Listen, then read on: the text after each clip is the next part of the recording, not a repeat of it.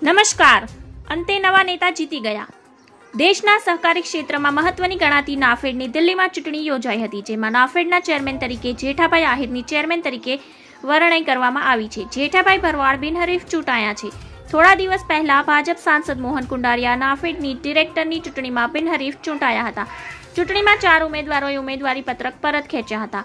અમૃત દેસાઈ, મહેશ પટેલ, જશવંત પટેલ, મગન વડાવિયા ઉમેદવારી પત્રક પરત ખેંચ્યું હતું.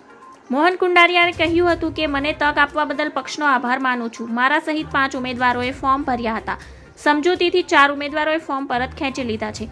નાફેડના મંડળી વિભાગમાં મોહન કુંડારિયાએ બિનહરીફ વિજેતા બનાવવા પક્ષ તરફથી તમામને ઉમેદવારી પરત ખેંચવા પક્ષમાંથી મૌખિક સૂચના આપી દેવામાં આવી હતી.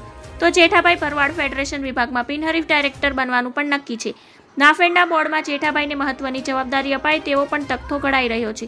બિપિન પટેલ સામે જયેશ રાદડિયાની શાનદાર જીત થઈ હતી. જયેશ રાદડિયાએ ભાજપના જ સત્તાવાર ઉમેદવારને પછાડી શાનદાર જીત મેળવી છે. જયેશ રાદડિયાએ 114 મત મળ્યા છે. કુલ 180 લોકોએ મતદાન કર્યું હતું. ધન્યવાદ. જય હિન્દ.